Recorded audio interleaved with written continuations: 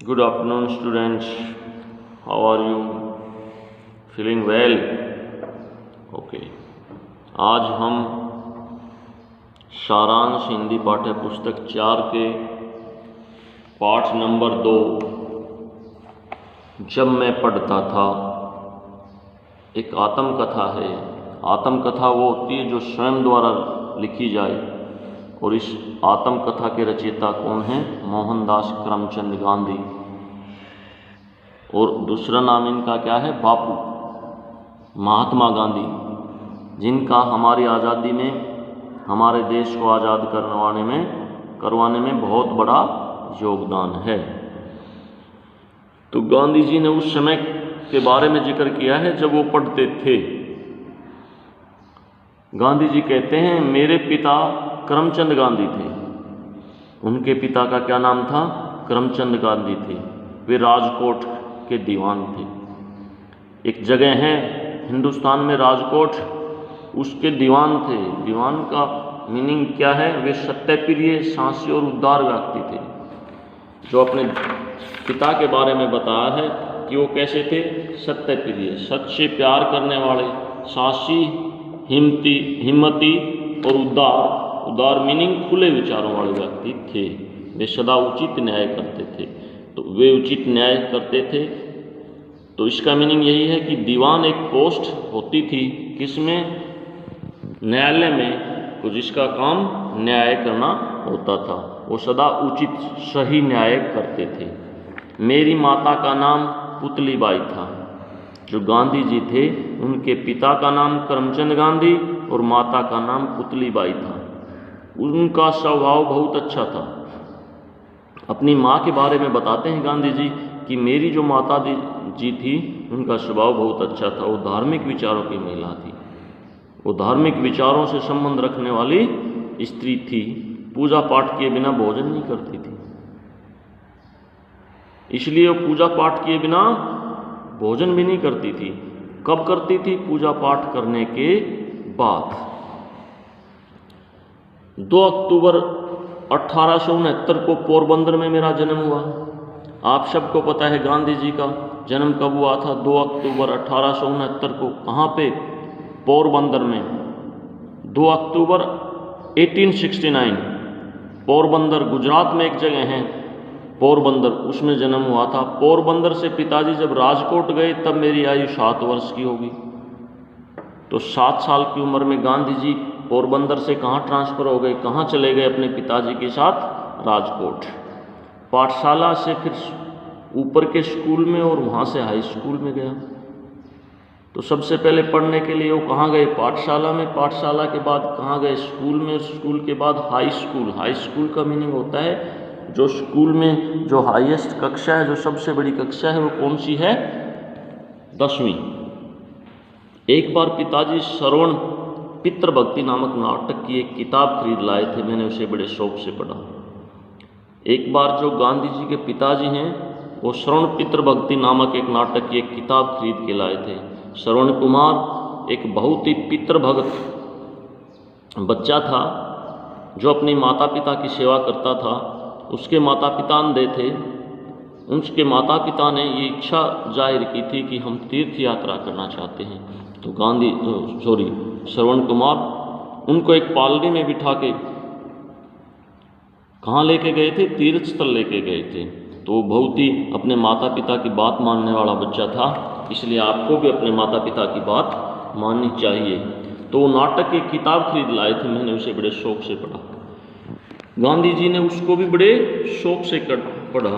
पितृभक्ति का मीनिंग है पिता की भक्ति में ही विश्वास करना। उन्हीं दिनों शीशे में तस्वीर दिखाने वाले लोग आया करते थे।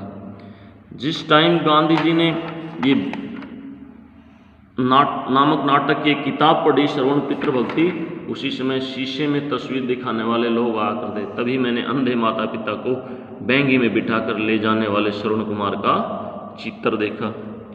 तो शीशे में तस्वीर दिखाने वाले आते थे, तो उन्होंने क्या देखा? बैंगी में बिठाकर।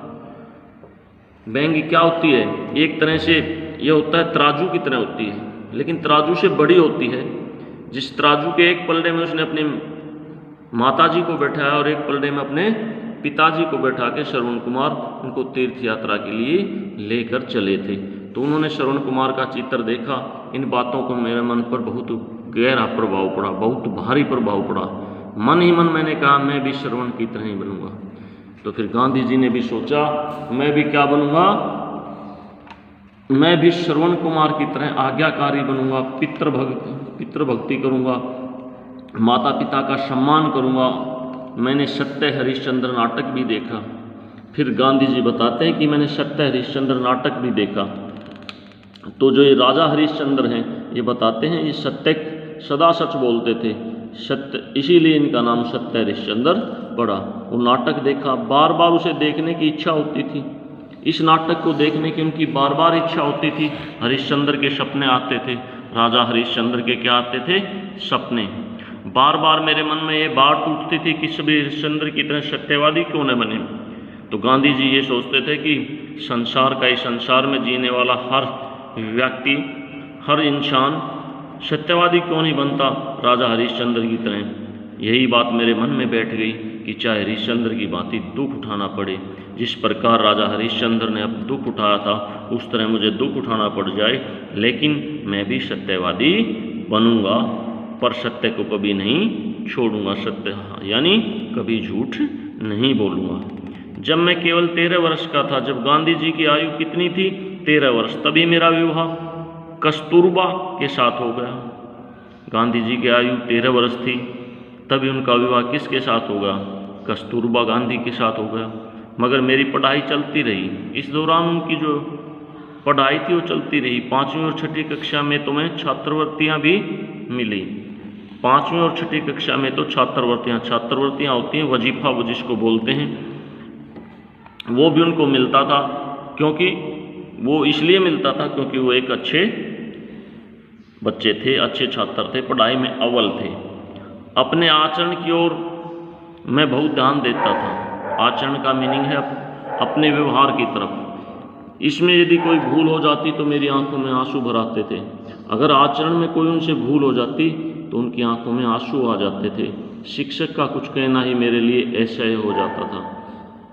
कहने का मीनिंग है गांधी जी को अगर शिक्षक कुछ बोल देता तो उसको असहनीय जो उसके सहा नहीं जाता था। अपने से बड़े था शिक्षकों को एक प्रसन्न होना मुझे सहन नहीं हो पाता था। गांधी जी कहते हैं कि मेरे से बड़े और शिक्षकों का अप्रसन्न मीनिंग दुखी होना मुझसे सहन नहीं हो पाता था। मुझे ये याद नहीं कि मैंने कभी भी किसी शिक्षक या किसी लड़के से झूठ बोला हो। तो गांधी जी ये बताना चाहते हैं कि मैंने अपने बचपन से ही सत्य बोलना आरंभ कर दिया था और जीवन के आखिरी अंत तक सत्य बोलता रहा। और मुझे ये याद नहीं कि मैंने कभी अपनी ज़िंदगी में झूठ बोला होगा। मैंने पुस्तकों में पढ़ा था कि खुली हवा में घूमना स्वास्थ्य के लिए लाभकारी होता है। गांधी जी बताते हैं कि मैंने पुस्तकों के माध्यम से पढ़ा था कि खुली हवा में घूमना स्वास्थ्य के लिए, शरीर के लिए क्या होता है, लाभकारी होता है। यह बात मुझे अच्छी लगी और तभी से मैंने सैर करने की आदत डाल ली। और तभी से गांधी जी ने क्या किया, सुबह और शाम सैर करना स्टार्ट कर दिया। आपको भी सैर करनी चाहिए, सेहत का ध्यान रखना चाहिए। इससे मेरा शरीर मजबूत हो गया। उसके सैर करने से, सुबह शाम बाहर जाने से, अच्छी ऑक्सीजन मिलने से उसके शरीर को क्या मिली, मजबूती।